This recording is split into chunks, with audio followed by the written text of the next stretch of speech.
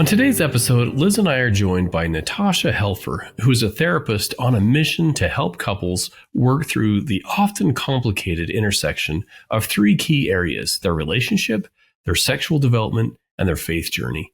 She shares some insights about the potential shame that arises from being raised in a purity culture and has some tips for parents and couples as they discuss sexual intimacy in their relationship and how they teach their children. Natasha Helfer is the owner and founder of Symmetry Counseling. She received her bachelor's degree in psychology from Brigham Young University and her master's degree in marriage and family therapy from Friends University.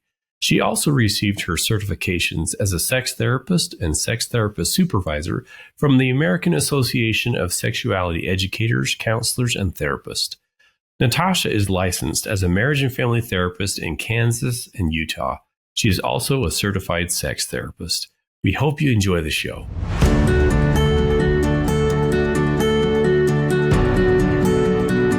Welcome to Stronger Marriage Connection. I'm Dr. Liz Hale, along with the esteemed Professor Dr. Dave Schramm.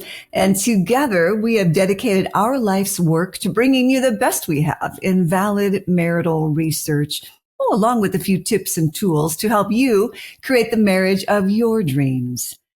Well, we're pleased to have with us today Natasha Helfer. She's a certified sex therapist and licensed clinical marriage and family therapist with decades of experience.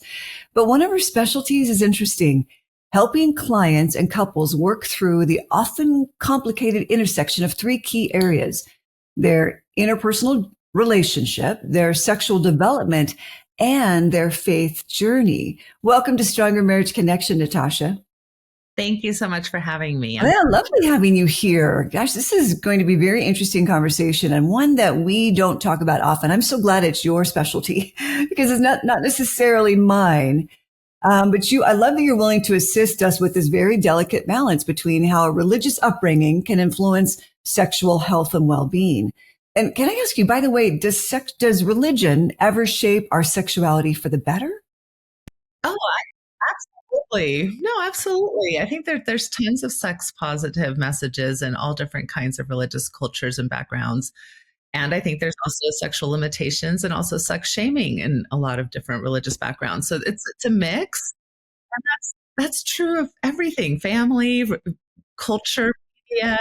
I mean, all of these things have options to kind of enhance things and give us awesome ideas and influence us in positive ways.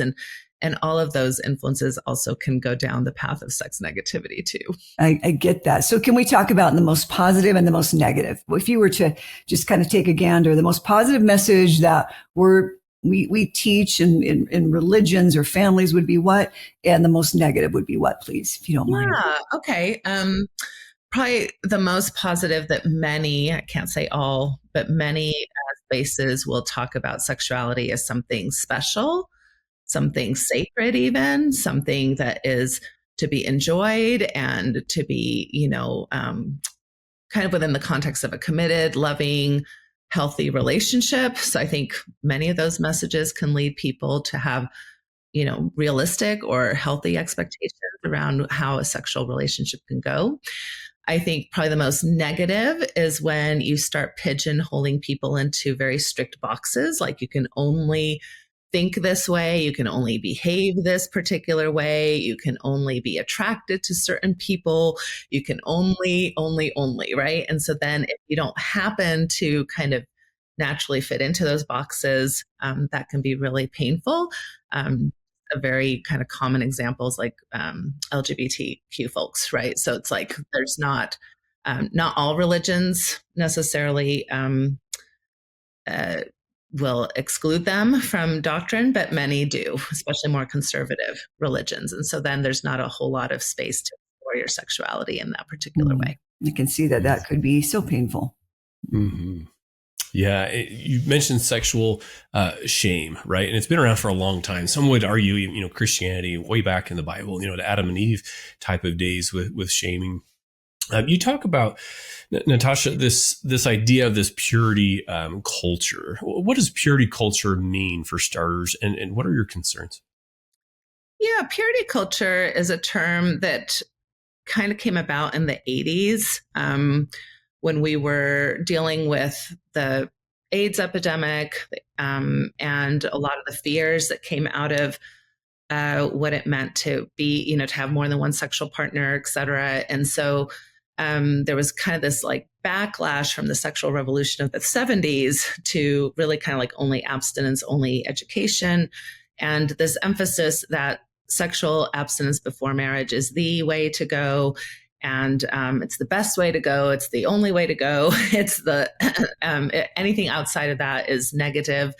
And it also emphasized a lot of kind of traditional gender roles of how men should behave sexually, how women should show up sexually. Again, only in the binary, we're only men and women. And also this idea that somehow modesty was very important in the control of male sexuality. So again, right off the bat, it genders sexuality, like men are the more sexual beings and women are the less sexual beings, which there isn't really a lot of research to support that, but that's how it kind of told the story. And so then a woman's role is to kind of protect herself from male sexuality and to not provoke male sexuality. So that puts a lot of emphasis on the female body and the female presentation of herself, to show up as a good girl and not to be like slutty or, whorish or, those kinds of things. And we use those terms, right? Those are terms that, we talk about slut shaming. We talk about kind of virginity monitoring. And these things go back way, intergenerationally. I mean, way past even the American country forming as the United States of America, right? And so these are things that kind of have followed us through many different cultural norms. So that sets up people. I often say you're oftentimes set up in a heterosexual relationship, kind of like you're going to be sleeping with the enemy. It's kind of like, well, a woman is kind of like, well, you can't get into my pants. You can't give out the milk for free. But then I'm going to somehow marry you and have this amazing, wonderful sex life with you because I guess once we're married, you're no longer my enemy. It's kind of this weird kind of dynamic. And I think men are also kind of put into that realm more with kind of resources because they're given, in traditional cultures, they're given more the role of being a provider. And so it's like, well, a woman's only after my money and my status. So we're not starting off like really trusting, very trusting, right? Yeah. It's kind of like you're after something. You're after my sex or you're after my money, but somehow we're going to come together and have this lovely life together. I just don't know that works out super great for a lot of people. Mm-hmm. And these are some of these messages. Are there other messages, common messages, or even teachings from our a purity culture background that can influence the view of ourselves as a sexual being and even shape how we show up sexually in marriage? Yeah, well, even the term pure, what does that mean? What does the term pure mean? We can think of pure of heart, we can think of pure of intention, but really when we're talking about purity in most of these cultures, we're talking about virginity, right? So have you done something with your body that crosses the line into you now not being a virgin, whatever that means? And some cultures will monitor women more than men on that so that it's more shameful if you're a female in a female body and are not a virgin. Some cultures monitor both men and women, in that status. And so you start using terms like, are you worthy? Are you pure? Are you virtuous? Are you modest? Are you righteous?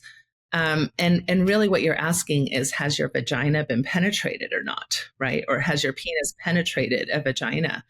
And that's a very small way to really think about those words in a much more holistic approach, right? And then why may our bodies have been sexual? For some people, sexuality happens, unfortunately, non-consensually. This is very common. About a third of us have non-consensual sexual experiences prior to even being like a teenager. And so those messages can leave a person feeling like, I'm dirty, I am broken, I'm damaged, I'm used in ways that really attack that idea of I'm a virtuous, whole, pure, worthy person. So that can happen even with non-consensual sex. Now, there, of course, are sexual exploration too that is consensual or comes out of a curiosity that is part of kind of what we consider normal teen adolescent development. People are starting to have crushes, starting to have sexual feelings, starting to be sexually curious. And so they may consensually start exploring some of those things. And, but then some of these values can leave them feeling like, oh, there was something really wrong about me wanting to do that or having gone ahead and done some of those things. And so then again, seeing yourself as a damaged, broken, diseased, unpure, unworthy person is not usually going to be a great setup for you to go on and enjoy a good sexual life with a committed partner eventually, whenever, if and when you get to that point. Mm-hmm. Mm. There's a lot of damage that's happening just when we're little, right? When we're little, when we're 14, when we're 15, maybe we're looking at porn, maybe we're masturbating, maybe we're kissing a little bit too long, maybe we're touching, maybe we're having sex, maybe we're doing some of these things that our parents or our church leaders are not approving of. And I'm not saying the answer is just to approve of all sexual experience either. I mean, obviously there's sexual development and sexual boundaries and sexual responsibility that I think we do need to be teaching our teens and all of that. But many times the way it's taught that there's something irrevocable now that you can't get back is damaging to a point that I don't think is necessary. And I've been to a lot of conferences where we talk about object lessons. So I've learned that many, many religions use object lessons, right? So an object lesson would be like a piece of gum. And the teacher in Sunday school might say, hey, who wants a piece of gum? And all the kids, of course, are like, me. And then the teacher says, okay. And then they put it in their mouth and then they take it out. And they're like, well, who wants a piece of gum now? And everybody's like, that's gross. And now we're making this correlation to that means that a person is gross and a person is used up. And who's going to want a person who's had any type of sexual experience prior to their to their marriage? That leaves a scar, And even in religions that believe in repentance or an atonement, there's no atoning for that, really, because there's no undoing the chewed piece of gum. So you get these kind of mixed messages that, well, I can be forgiven, but am I really forgiven? Because aren't I just like a chewed piece of gum now? So, oh my goodness. Yeah. I've just never thought about just the damage that can be done in some of those conversations. I heard Elizabeth Smart talk about that very object lesson and how painful that was. As she was abducted, sexually molested, and it's a horrendous 9-month experience. And I just appreciate you bringing this to the forefront of our minds of how can we start to look at our sexuality differently, wholly, as in whole, instead of fractured and damaged.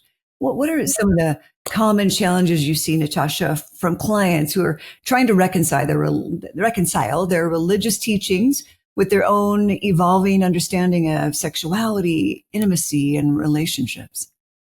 Yeah, well, faith runs really deep for many of us, and it's our worldview, it's our sense of self, it's our sense of family and community, it's our sense of potentially the afterlife, it's our sense of our relationship with deity. And so if you are a religiously, minded or spiritual person, these are things that hit at the core of our values, of our beliefs, of what we want to teach our children. And it also can be very threatening if it feels like something is challenging that, right? And so how do we integrate, some of these things? And some religions do this better than others, quite frankly. So not all religion is the same. And so when I present on religious discussions, I talk about just a spectrum of religion that comes from the book Acts and Faith by Stark and Fink, I want to say. And they talked about how religions vary in their, what they called conservatism versus kind of more liberalism, I guess is a way to think of it. And it didn't have anything to do with doctrine. So a lot of these religions maybe have similar doctrines. What it had to do, as far as which category they put religions in, is how strict are people expected to adhere to certain behavioral aspects of their religion. So if you think about it, like, an Amish person, a Catholic person, a Jewish person, they're all going to maybe believe in God. They're going to all have that in common. But how they work with the world and how they are able to live a kind of a mainstream life versus a non-mainstream life, that's going to differ dramatically. Like an Amish person is going to have, certain garb they're going to wear that's going to set them apart from the rest of the world. They're going to live in a community that's very isolated from the rest of the world. And if they don't adhere to certain beliefs, they're in essence excluded from their community and not allowed to return, right? So that's a very rigid, strict, high demand religion. Whereas you may have a Catholic person who, uses birth control, even though their church kind of frowns upon that, who maybe had sex a few times before they were married, but confessed and kind of went through their repentance process and feel fine about that. And, are living, wearing bikinis and having fun, just having a normal life, it's normal meaning mainstream, right? So that would be less strict, less conservative.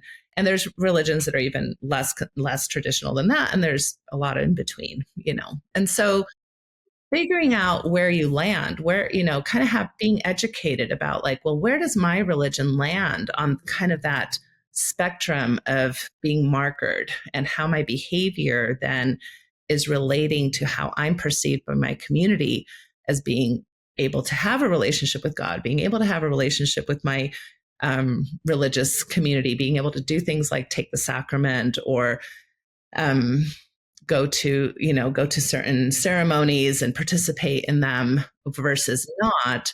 That's going to differ widely depending on my religion. And not only that, but people in religions differ. So I come from a Latter-day Saint tradition myself, which some people may be more familiar with the term Mormon.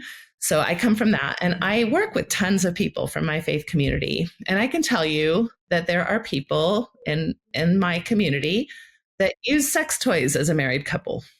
And there are people in my community that think that's really a sin to use a sex toy, right? Or to be able to masturbate as a couple because, I'm pregnant and I'm not feeling like having sex right now. So if you masturbate, that would be great. Whereas there's couples in my community that are like, that's like cheating on me, right? And so even in the same religion, you can have really widely different ideas about what is correct and what is righteous and what is not correct. So I guess to answer your question, I would say, how can we start thinking about that is where do I come from? Where do I think I am on the rigid or flexible part of where I come from?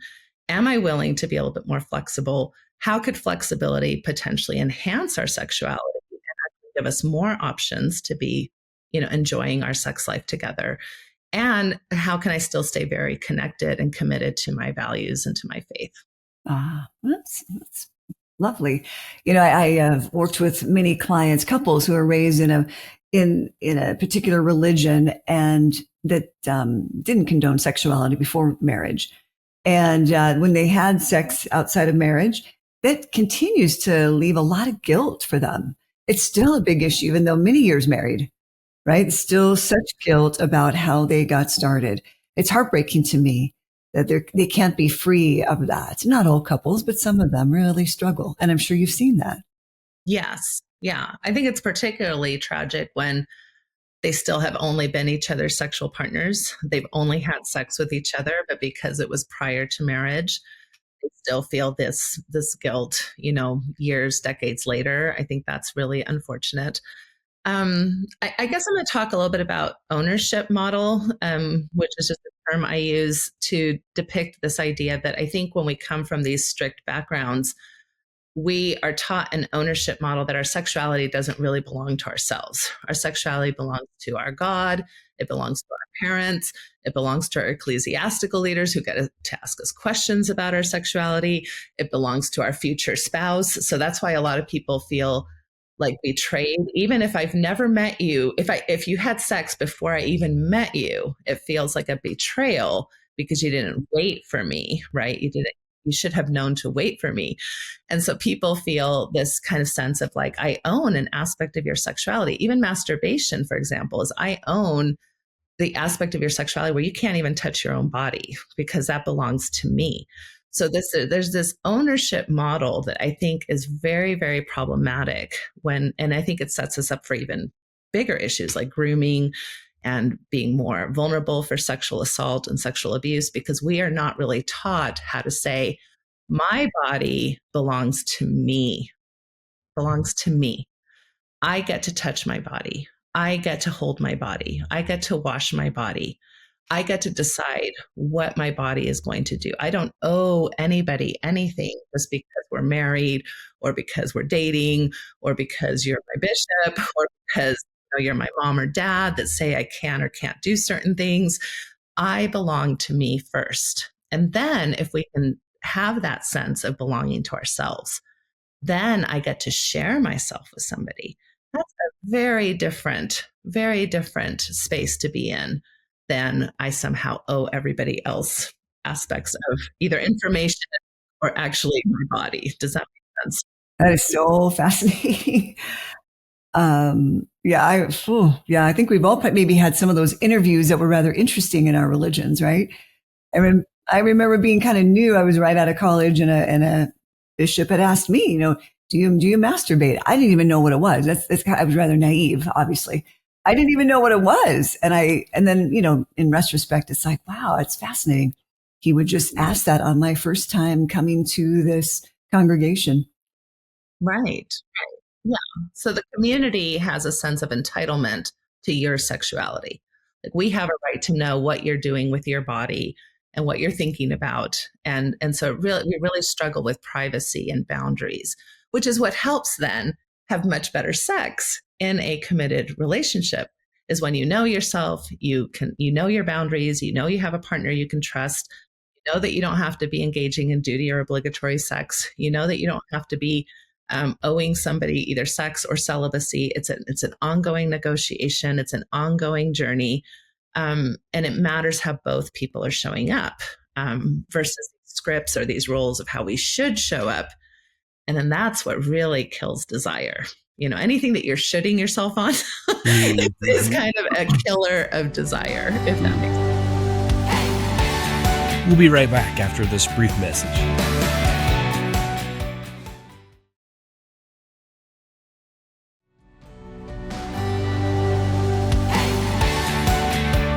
And we're back. Well, let's dive right in.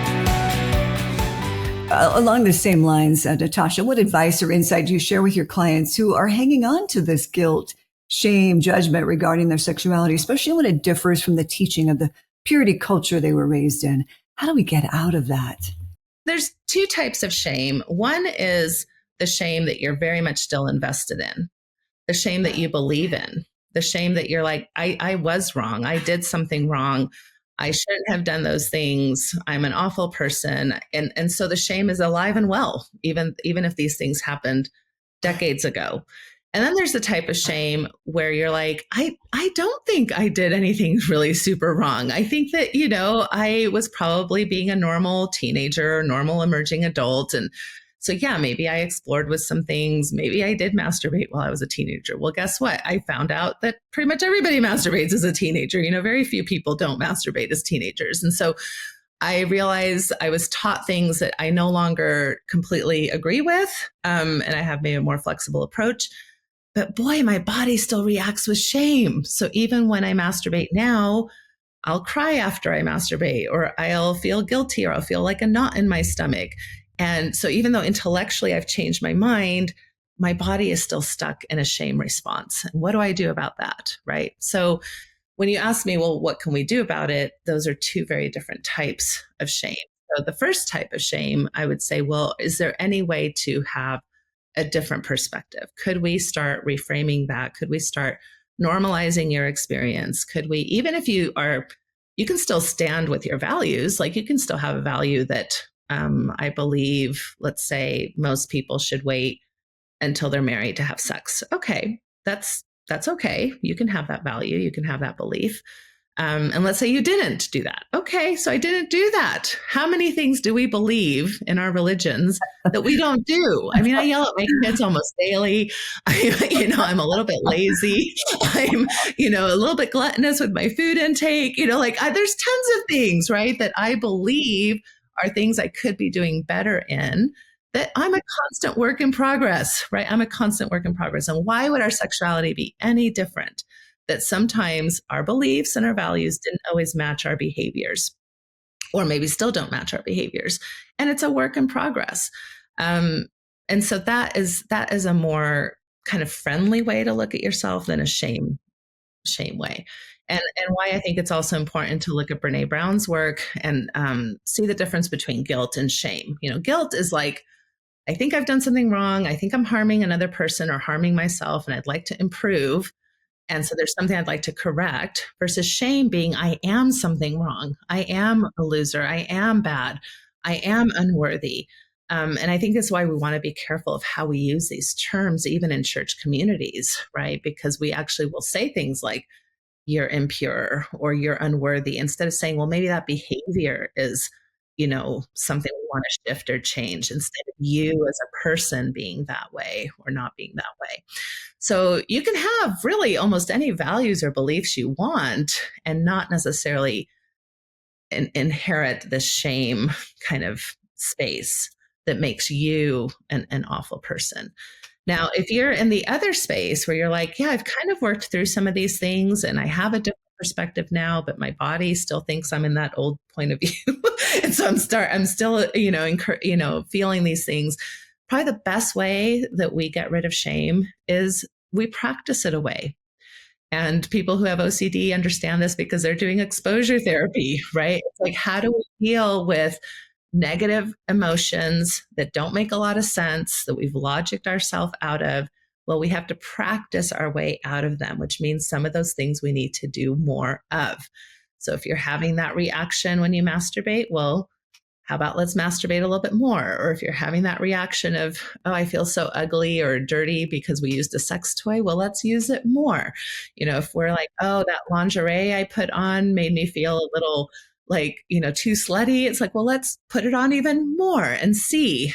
And not that you have to do things that you're super uncomfortable with, but just see if it kind of over time mellows out those strong emotions. And typically it does, especially if it's something that you're somewhat enjoying, right? I'm not saying do things that you don't enjoy, but it's like, oh, I kind of like this. This is kind of sexy, but oh, I feel gross or, yucky too. Those are the kinds of moments that I want you to push through. I see. Those messages are so powerful, aren't they? One way or the other, they're just powerful. Yeah. And can be damaging. Yeah, Natasha, what strategies, I guess, or practices have you found useful in fostering a healthy and positive relationship with one's own sexuality, with or without confusing messages from, a purity culture? Yeah, thank you. I think a good place to start is just accepting that we, for the most part, are sexual creatures. There are people who come wired with very low libidos and people who don't have as much drive, and they're part of the asexual community. And so they don't have as much interest in sexual activity. But that's about 1% to 3% of the population. So that's not a whole lot of us. Most of us are going to come wired sexually curious. And I always kind of tease that, your vagina and your penis, they don't know if you're Catholic. They don't know if you're Jehovah's Witness. Your vagina doesn't know if you're Mormon. Your penis doesn't know. It's just a body part, right? So much of us is biology, and we're just a biological creature. And there is a typical strong drive to, even from an evolutionary perspective, to mate and to connect with another person and to have sex. So that is normal. Then all these other things are values and cultural values, religious values, familial values. And so you can integrate them into your biology, but you don't have to feel bad that you have biology to begin with, right? And so this is where, for example, people who feel like they are sexual addicts because they are kind of having a drive to masturbate like once every few days. I'm like, that's biologically normal. That's not an abnormal thing. That now you may not believe in masturbation. Okay. It's like Jewish people don't believe that they should eat pork. Okay. But if you eat pork, it doesn't mean that there's something like inherently wrong with you. It just means that you didn't adhere to a religious value that you happen to have. So let's try to separate biology and understanding of who we are as biological creatures from who we are as religious or cultural creatures, which are two very different things.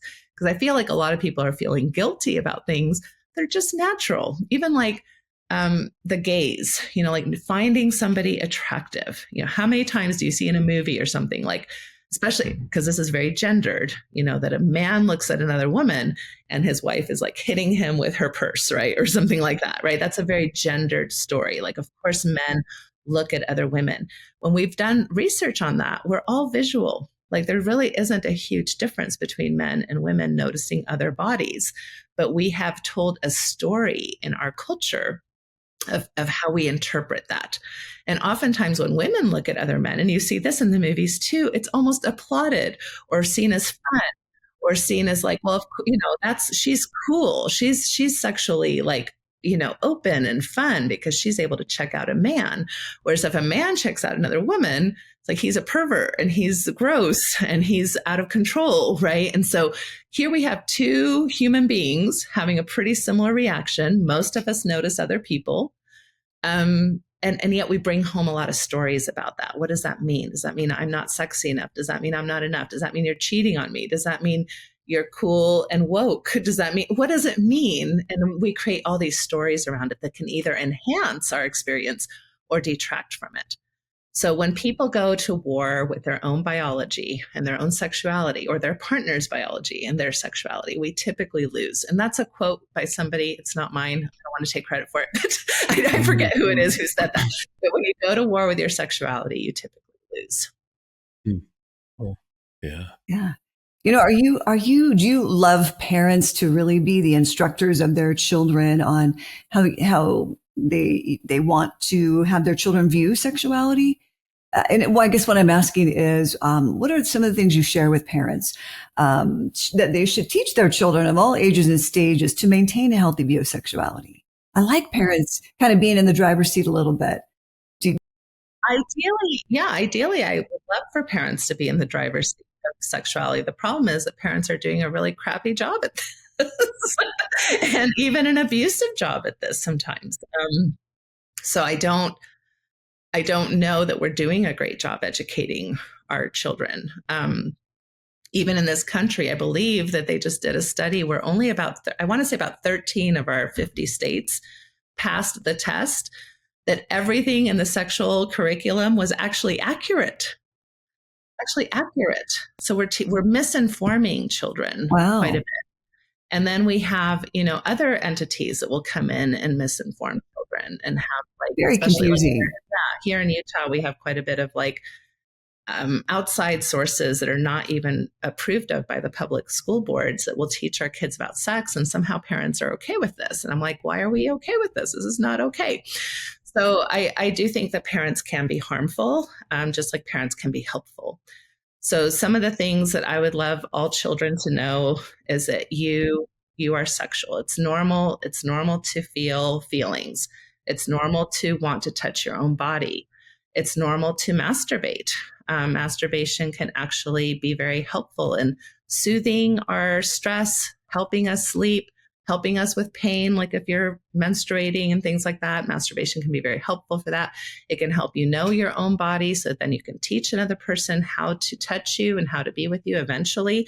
It can help you regulate your body and not make silly or risky decisions sexually because you're like, I can do that for myself. I don't need another person. This actually is a very sex positive and sex protective thing if you allowed for your children to have a different perspective than many strict cultures will have around masturbation. You don't have to go have sex when you're 16. You can take care of that yourself. You don't have to do that risky. Then there's I would love for parents to be able to give a spectrum of activities. I think we kind of have this idea as parents that like, well, maybe a little bit of kissing would be okay before marriage, but then anything else is kind of like, we don't want to even think about our kids being sexual that way. So you only get to have anything else past marriage. Whereas what if we can say, there are ways that you can be sexual without going to the risks of like unwanted pregnancy or STIs. You can rub up against somebody else. You can use, your hands, and you can use your, mouths, and you can use your bodies, even without even taking off any of your clothes, in ways that can be very sexually satisfying. And explore some of those things before you really start taking riskier, to start engaging in riskier behaviors. Because what we know from kids who are taught abstinence only approaches is that they usually either kiss or they have sex. They miss all the stuff in between because they're being taught that really those are the only two things that they should or should not be doing. We're not really teaching our kids a wide variety of sexual activities and sexual behaviors that are less risky than intercourse sex. And that give them options to see if they're sexually compatible, if there's sexual chemistry, et cetera. So sexual compatibility is complicated because it can shift throughout life. It's not like if you have hot sex before you're married, you're guaranteed hot sex after you're married. However, if there's hardly any sexual chemistry prior to marriage, if you haven't explored that at all, and then you're expecting sexual chemistry to kind of show up after you're married because you're married and you've done the righteous thing, that is also not usually typically what happens. So I hear a lot of people telling me things like, well, I married my good friend. We were doing all the right things. I felt like we weren't really tempted to do naughty things prior to marriage. And I'm like, I think that's because you didn't have any sexual chemistry, but then you thought it would just magically appear after marriage. And that's not typically how sexual chemistry works either. People can feel so robbed, right? If they feel like I've done all the right things, right? Yes. I saved myself before marriage, let's say. And then I get married and it's like, this is not what I had in mind. This is not what I was looking forward to or thought I should look forward to. Oh, right. It's heartbreaking. Yeah. It is heartbreaking. And I think it's also a lot of realistic expectations. Most people are not having amazing sex the very first time they have sex. Most people, first of all, if you just allow for people to develop into a sexual experience, they're going to make out a little bit, then they're going to touch a little bit, then they're going to touch a little bit more, then they might go into intercourse. That happens over a few weeks or a few months.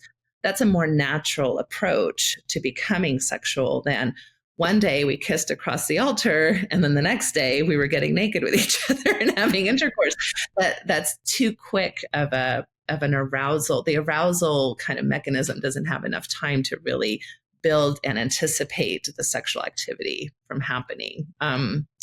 So that's unfortunate. So I think a lot of these young adults who marry fairly early, who marry as virgins, have a lot of unrealistic expectations that set them up for disappointment, for those feelings of betrayal. Like, why did we wait so long? Why did we do all the right things if it wasn't going to turn out to be this amazing? But I really like to tell young couples in particular, it's a journey. You have to figure it out. Some people even have some genital pain that doesn't resolve. Some people have vaginismus. Some people have, different things that can take a couple by surprise because they haven't really explored prior to marriage.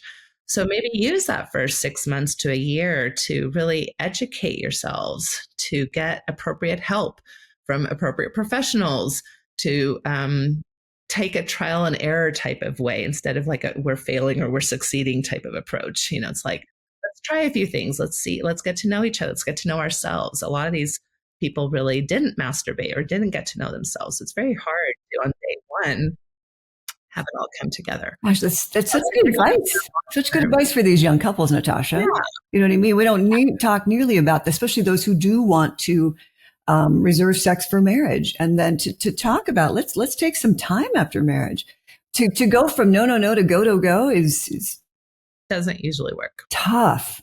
High expectations and a lot of disappointment. You're right. A lot of pain. Mm-hmm. No, I love that advice. Thank you for that. We'll be right back after this brief message.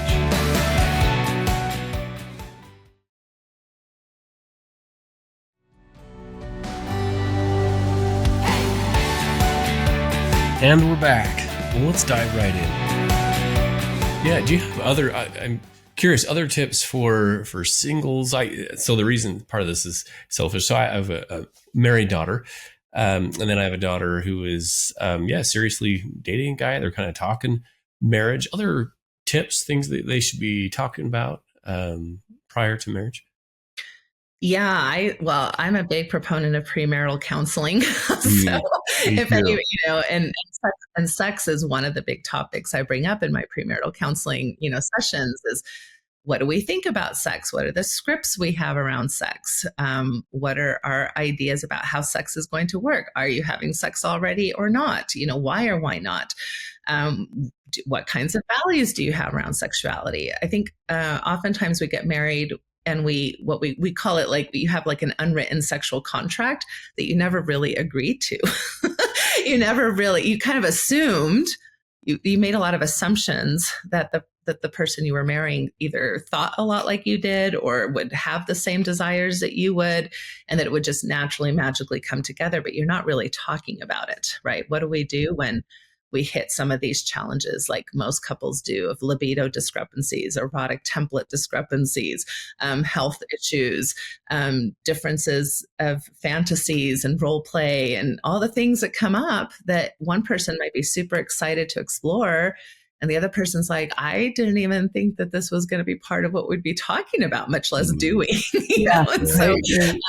And even things about like fidelity. How do we define fidelity? Is fidelity when you go and have a relationship with another person sexually? Is it when you go and have another relationship with another person emotionally?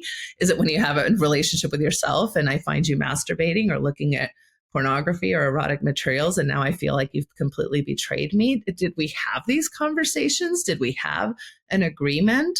And are we keeping those agreements? And if not, why not? Because a lot of times people will agree to things, but they'll agree to things that are not sustainable, which is a huge part of the pornography dilemma, really. The pornography dilemma is really a masturbation dilemma.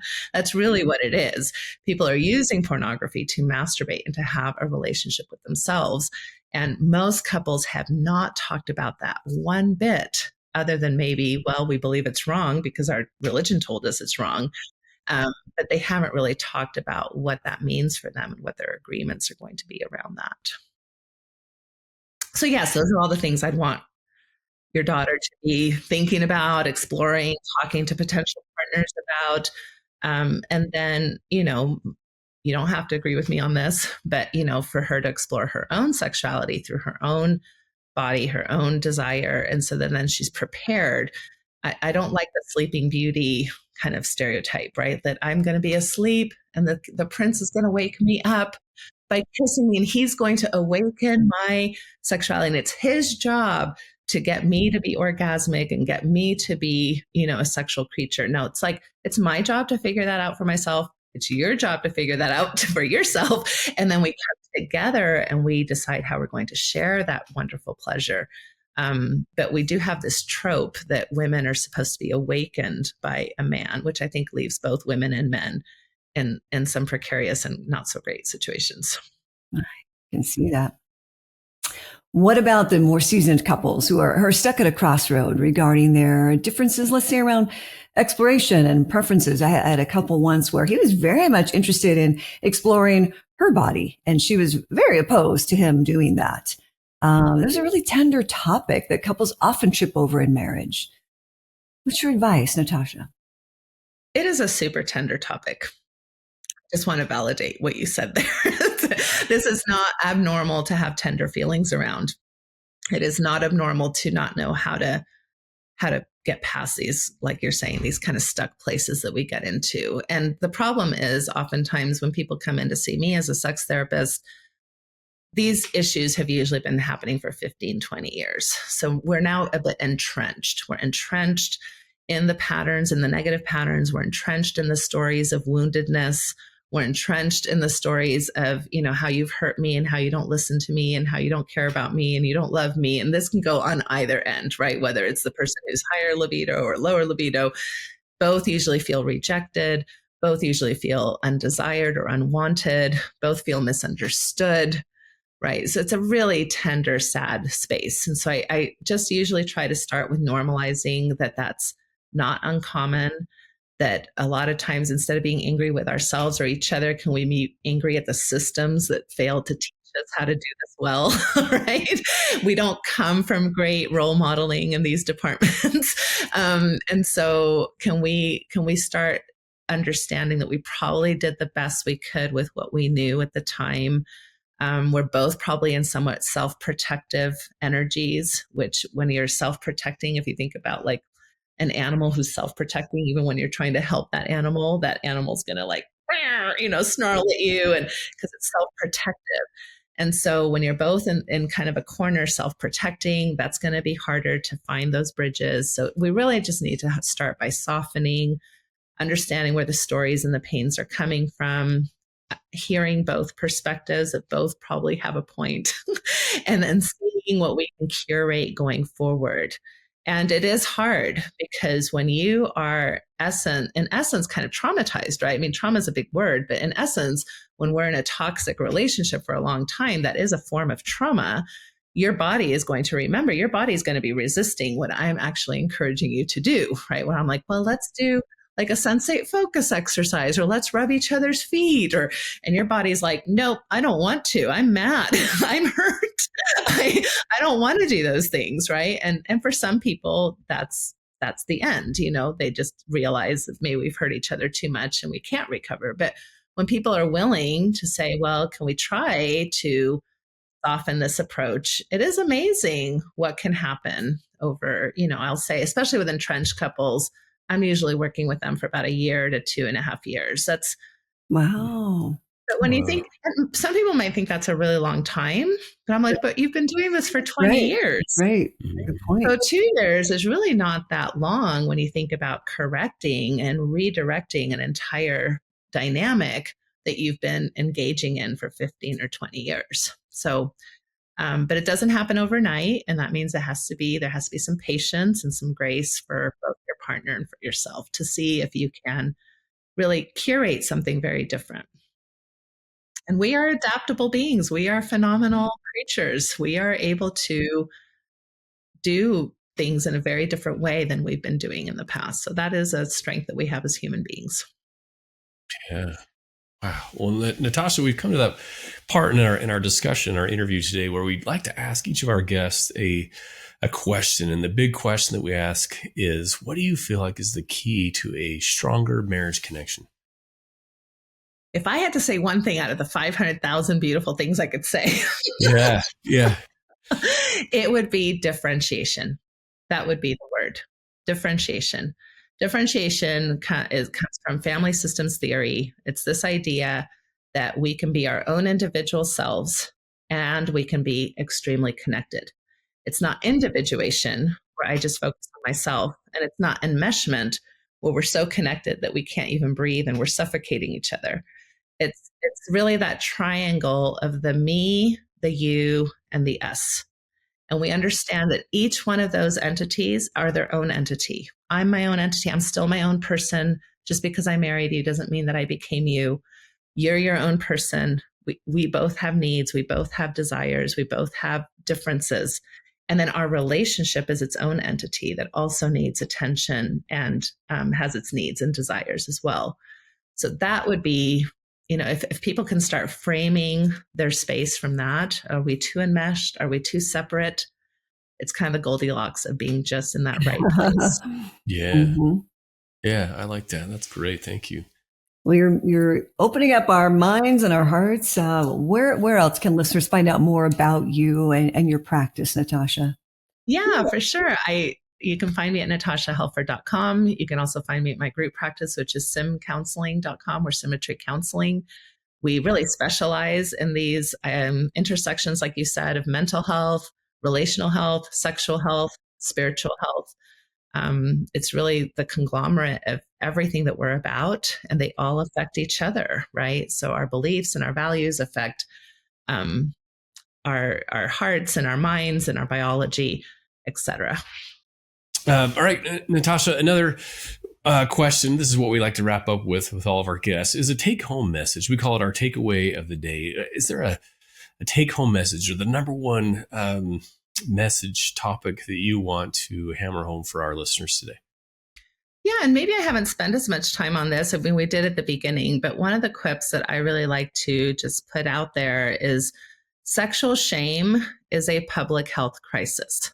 It really is a crisis. And living here in Utah, we've got, air crisis, our air is kind of polluted, and we passed a thing about pornography being a crisis. I mean, there's lots of ideas about what is a crisis, but I really truly believe that sexual shame hits so deep and can affect so many things, physical things like vaginismus, like erections, like stomach issues, like indigestion, like immunity systems. It can affect our emotional health. If we have sexual shame, it can lead to depression, anxiety.